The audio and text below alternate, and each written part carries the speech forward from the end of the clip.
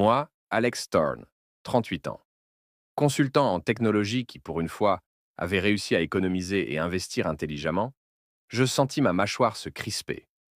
Nous regardions le lac Michigan depuis chez moi, un condo à 1 200 000 $ que j'avais acheté 6 ans plus tôt, bien avant de la rencontrer. Ce condo, c'était le vrai problème. Le condo au bord du lac, les comptes boursiers, tout le portefeuille. Chérie, reprit-elle en posant son verre de vin dans un petit clink délicat. Ses yeux, d'ordinaire d'un miel doré que j'adorais, étaient soudain devenus métalliques et durs. Tout doit passer en copropriété conjointe, ou nous ne marchons pas vers cet hôtel. Pas tant que le nom Sierra Vance n'aura pas un poids juridique sur chacun des biens importants que tu possèdes. J'ai besoin de sécurité. Une demande en mariage est une promesse, mais un acte signé est une garantie. Tu as exactement une semaine pour faire les changements nécessaires avec ton avocat. Une semaine. Elle était passée de disputes sur la couleur des nappes à l'exigence de la moitié de mon travail de toute une vie en 7 jours. Il ne s'agissait pas d'un prénuptial responsable, que j'étais tout à fait disposé à signer. Il s'agissait d'une prise de possession pure et simple avant même l'échange des anneaux. Et là, j'ai compris. Ce n'était pas Sierra qui parlait. C'était la voix d'Evelyne, sa mère, la femme qui voyait en chaque homme fortuné un potentiel fonds de retraite. Je n'ai pas discuté. Je n'ai même pas élevé la voix. J'ai simplement sorti mon téléphone, là, à table, et affiché le sourire le plus fin et le plus froid possible. Elle a pris ça pour une reddition. Tu sais quoi, Sierra, tu as raison, dis-je d'une voix posée et lisse.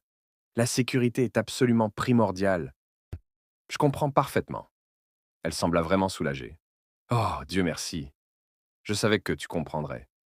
Oui, confirmai-je, en passant devant le numéro de ma wedding planner et en appuyant sur la numérotation rapide des croisières océaniques. Les 25 000 $ du dépôt pour la grande salle de bal de l'Azur Estate allaient être judicieusement réaffectés.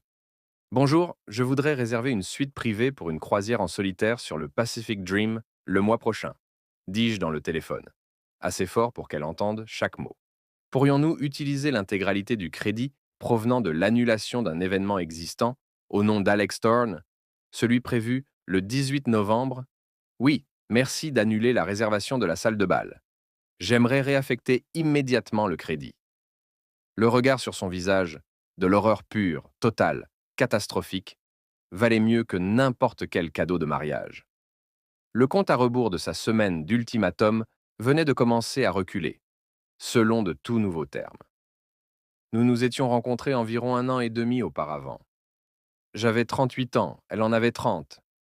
J'avais passé la majorité de mon célibat à me concentrer sur ma carrière et sur ce condo, dont j'étais extrêmement fier. Sierra était superbe, travaillait dans les relations publiques de luxe et semblait réellement apprécier mon humour légèrement nerd. Au bout de 6 mois, elle avait emménagé dans le condo. Après 1 an, je lui avais demandé sa main lors d'un week-end romantique à Napa. La bague était chère, le oui fut immédiat, et la publication Instagram fut mise en ligne avant que nous ayons fini le dîner. Tout allait bien jusqu'à ce fameux déjeuner du dimanche avec sa mère, Evelyne. Evelyne faisait partie de ces femmes qui utilisent l'inquiétude comme une arme veuve depuis des années. Elle considérait Sierra moins comme une fille que comme un instrument financier humain. Nous parlions de ma réussite professionnelle quand Evelyne se pencha, baissant la voix de façon conspiratrice. Alex, mon cher, Sierra m'a dit que ton condo était payé. C'est fantastique. Mais as-tu réfléchi à ce qui arrivera à tes biens si quelque chose d'imprévu t'arrive avant le mariage? J'affichais une expression neutre et aimable. J'ai un testament, Evelyne. Tout revient à mon neveu, Léo. Son sourire se figea. C'est imprévoyant. Tu es sur le point d'épouser ma fille.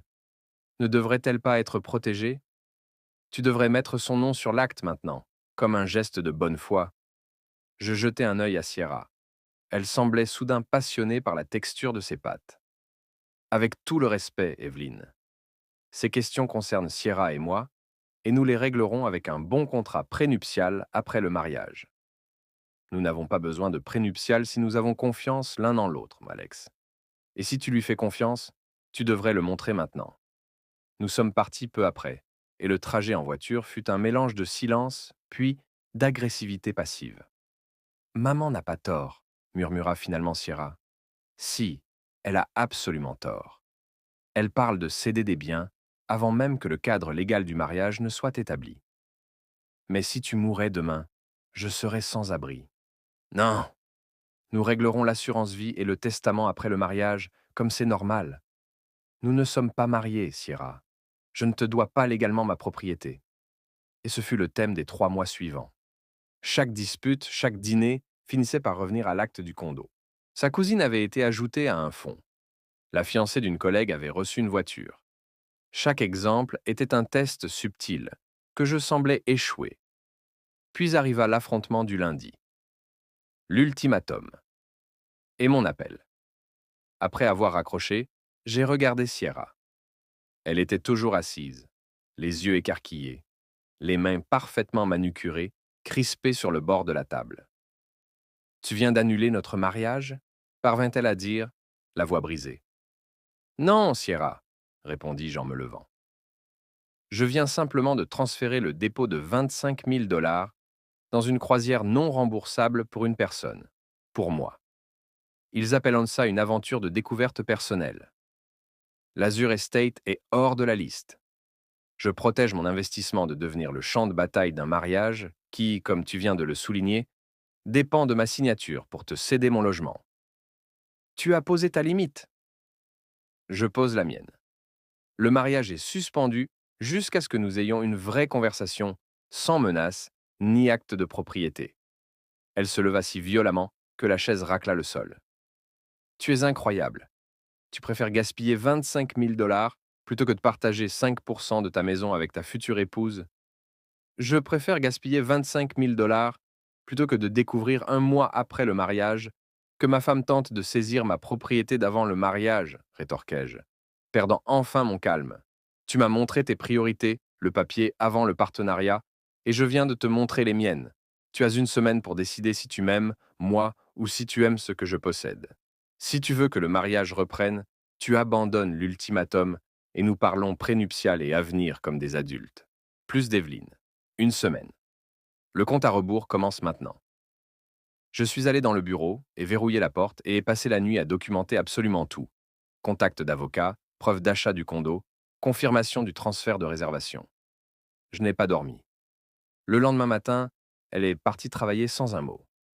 J'ai pris un congé maladie, événement rarissime, et j'ai passé la journée à mettre mes affaires légales en ordre.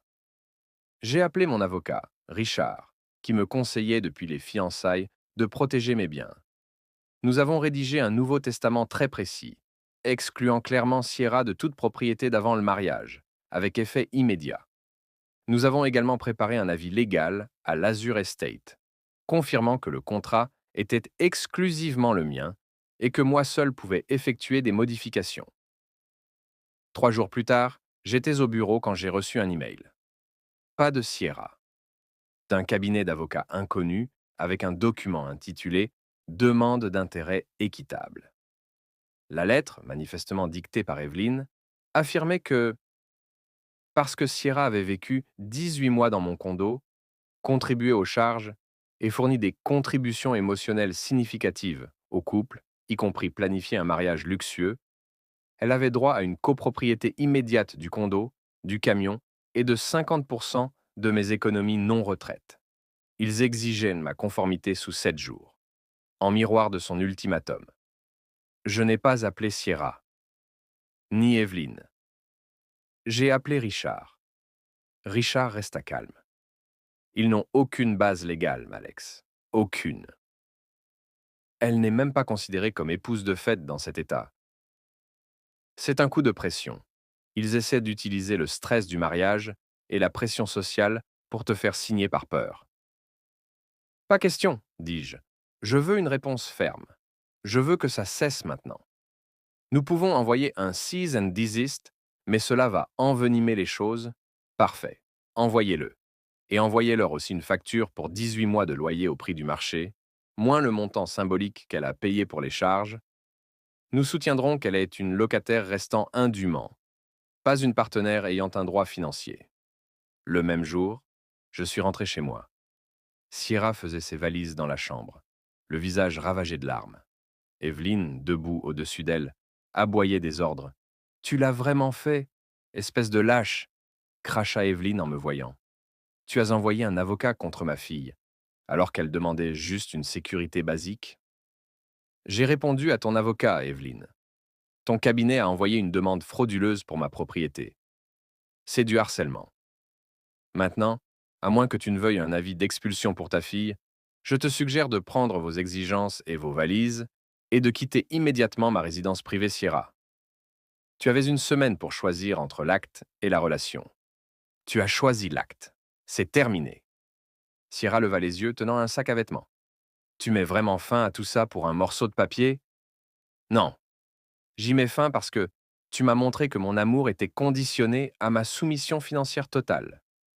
Puis tu as instrumentalisé l'avocat de ta mère contre moi. Ce n'est pas un partenariat. C'est une prise de contrôle hostile. Je les regardais toutes les deux sortir. Evelyne ne manqua pas de me traiter de serpent financièrement abusif. Je verrouillai la porte et appelai immédiatement le gestionnaire de l'immeuble pour changer les codes d'accès. Sa semaine d'ultimatum s'achevait ce soir-là. Les retombées sociales furent immédiates.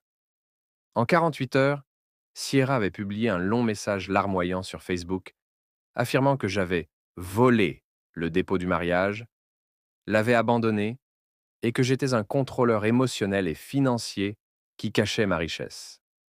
Ma section commentaires était un champ de bataille. Des connaissances lointaines, des amis d'amis, ses contacts professionnels, tous me traitèrent de voleur et de phobique de l'engagement. Elle avait parfaitement façonné son récit. Le riche cruel qui retire le tapis sous les pieds. J'ai montré la publication à mon avocat. Diffamation, confirma-t-il. Mais la poursuivre serait coûteux et compliqué. Nous pouvons contrer par les faits. C'est ce que j'ai fait. J'ai publié une réponse concise et implacable. Sans émotion, juste des documents.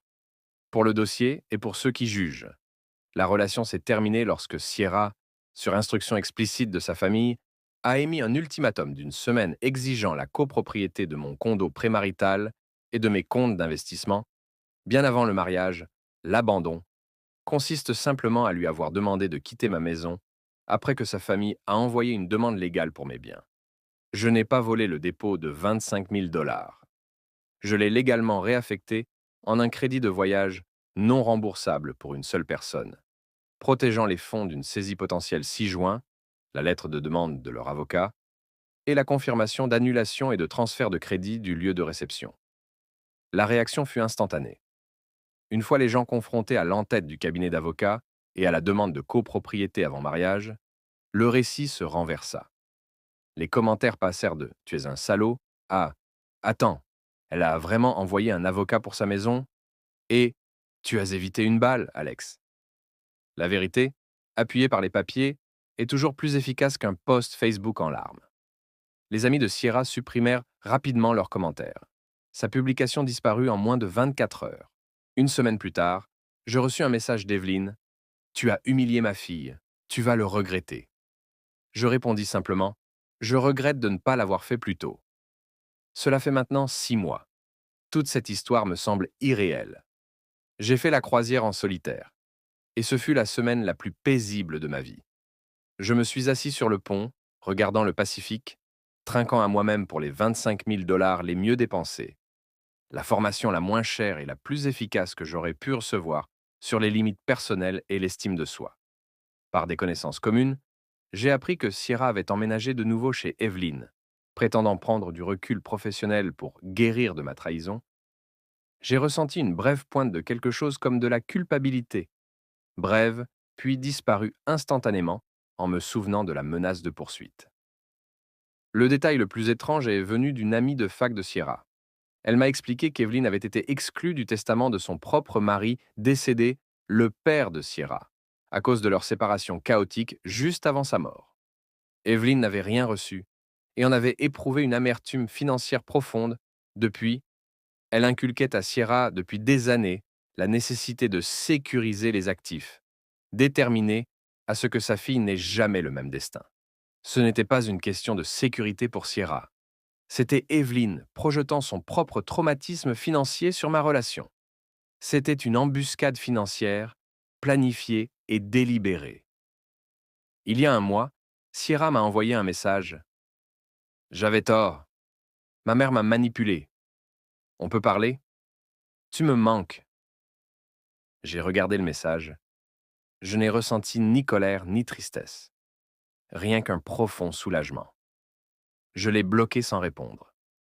Je suis de nouveau célibataire. Je possède toujours mon condo au bord du lac entièrement. Et mes comptes d'investissement sont intacts. Je dors mieux que durant ces 3 mois de tension où je me justifiais sans arrêt de ne pas vouloir simplement tout céder à quelqu'un qui n'avait même pas signé un certificat de mariage. On me demande si je suis amer. Je réponds que non. Je suis juste 25 000 $ plus sage, 1 200 000 plus riche et nettement moins fiancé.